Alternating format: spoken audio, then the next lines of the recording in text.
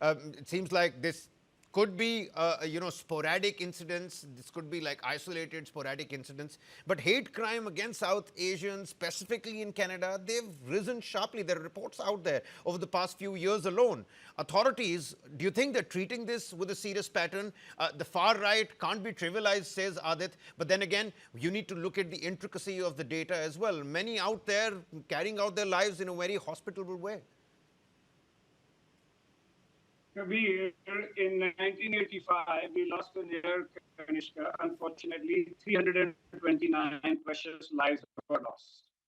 Now, why am I linking to this? Ujjal Dosanjh, the ex-premier of British Columbia, was on record saying that back then the British, the Canadian high officers and the intelligence had enough knowledge that Riyadh and Parmar were up to doing something mischievous in the woods.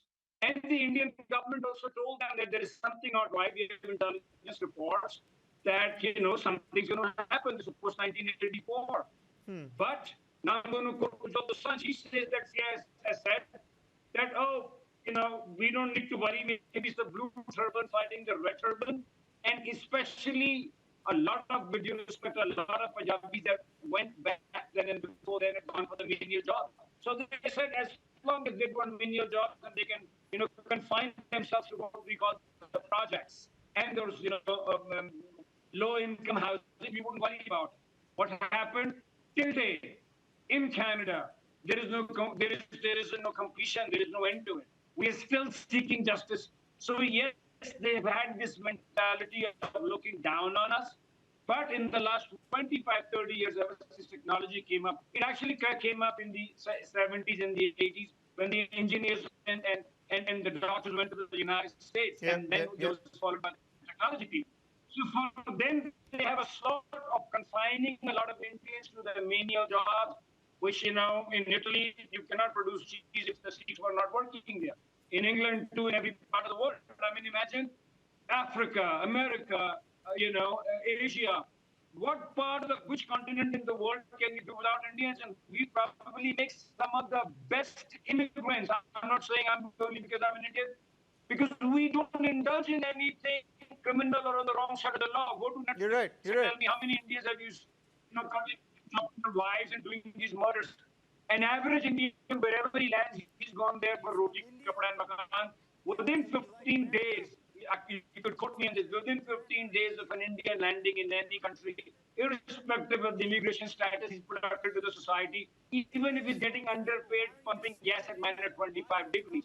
So we probably make some of the best immigrants who are only there for a purpose. Absolutely. We work hard. I've been saying it right at the beginning. We're told to integrate, and we do it with our heads down. We work hard. We pay taxes.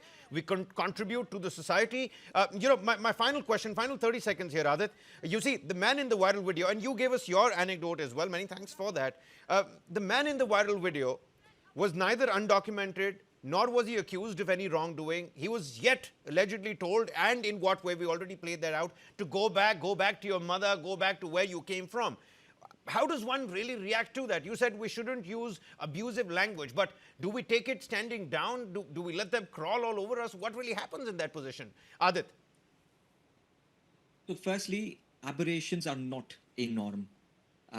This incident, what we saw, is an aberration at the end of the day, because there is not a widespread policy in the Western Hemisphere, in Canada, in the United States, or the UK, which basically looks down, or others, on Indians immigrating. On the contrary, if anything, we're actually patronized, and we are actually held as probably one of the most assimilative diaspora communities which actually live in the West.